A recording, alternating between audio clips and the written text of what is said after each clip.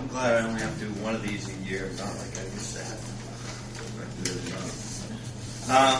What I can tell you mainly about the Learning Center is that in so many ways we continue to grow. I think when we first formed, we knew there was a need to help educate the population. We knew that from census studies and other ideas that we'd heard. But the one thing, we've become such an important social resource that I don't think anybody ever thought we would be.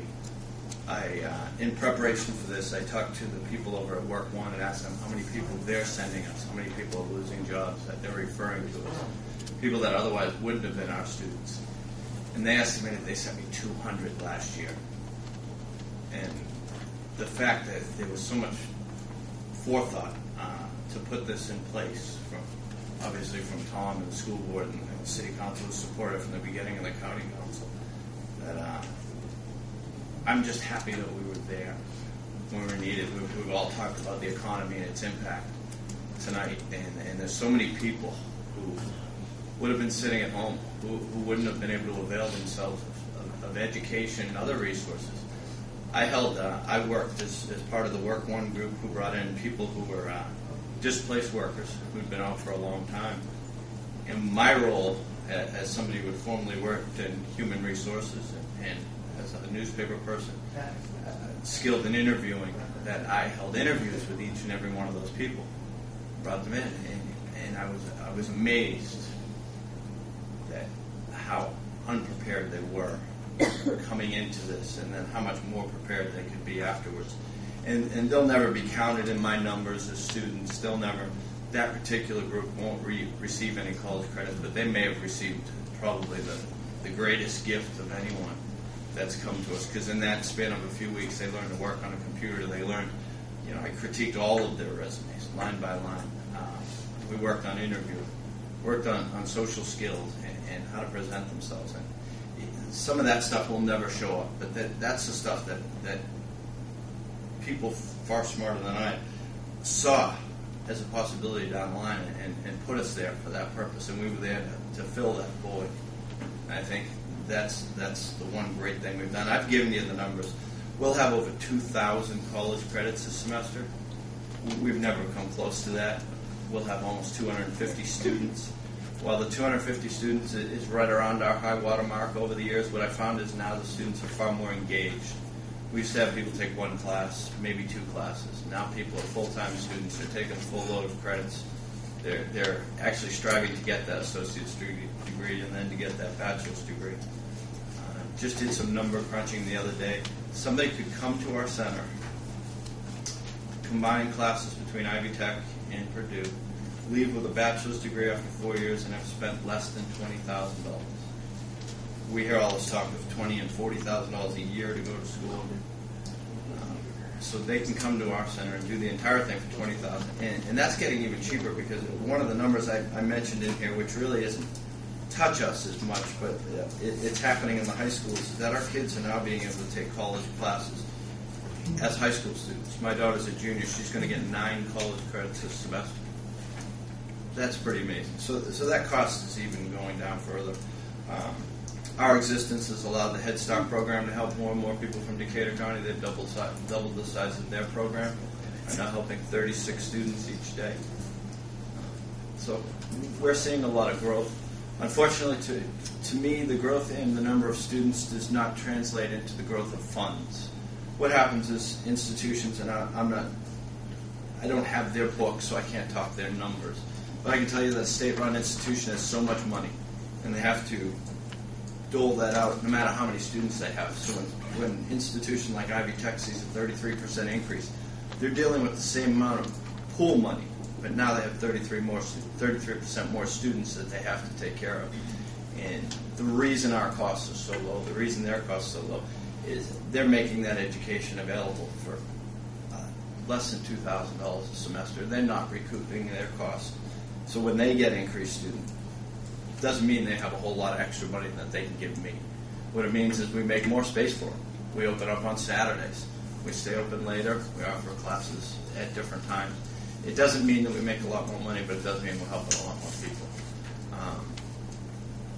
we talked a little bit about, how much do we come here and ask you for, and last year you were nice enough to give us $10,000. We had thought that now would be the time to maybe ask for a little more. Maybe after sitting through today's meeting, I've changed my mind.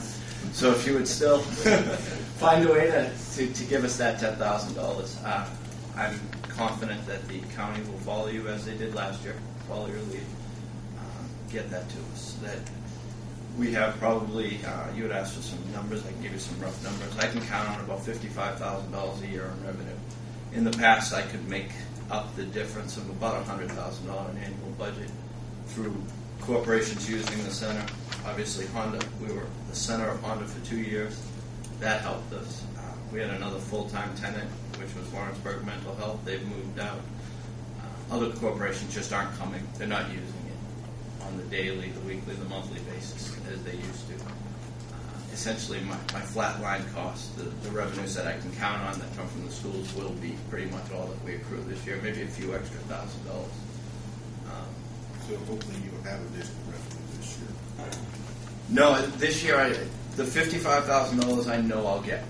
I get that because I have outstanding contracts with schools. We'll get, hopefully, your contribution and the county's contribution. That gets us that much closer. Leaves us about $25,000 short of goal. So to anyone out there who can think of other ways to help us, I would always say we're doing great things over there. So we're closing the gap. We won't meet it as we had in previous years when I was able to collect $30,000 and $40,000 from corporate, not sponsors, but just people who rented the rooms, rented the computer labs, rented the auditorium. But we are closer, and your $10,000 will help us get really close to that. Is there not the need for it? Are the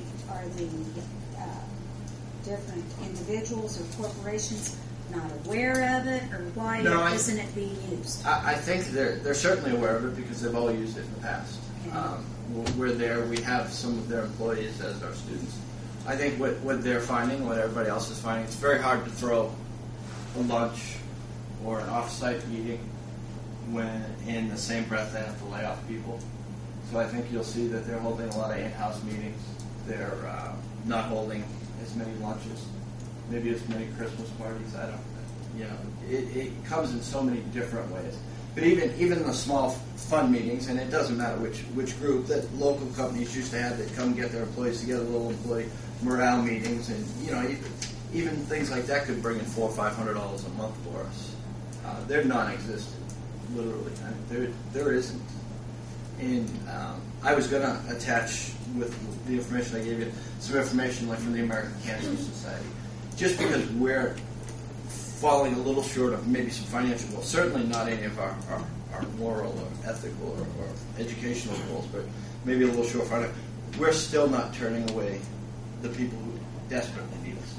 The American Cancer Society, if I could charge them, but that's less money that they'll have going towards their mission.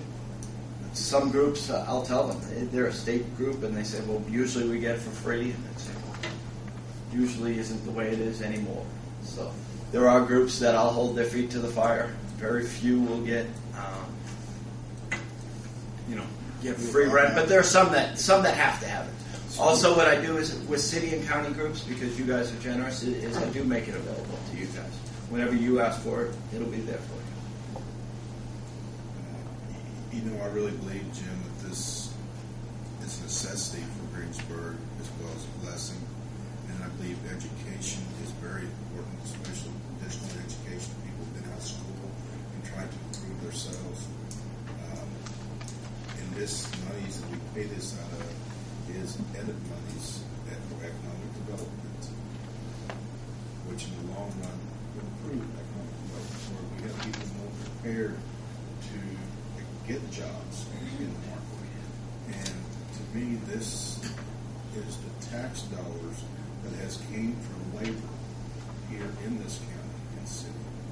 And it's just returning back to them to keep things going and improving themselves. I'd like to think that when the bigger companies came to town, that part of the reason they came is because they knew they had a resource such as learning. I mean, they used it exhaustively.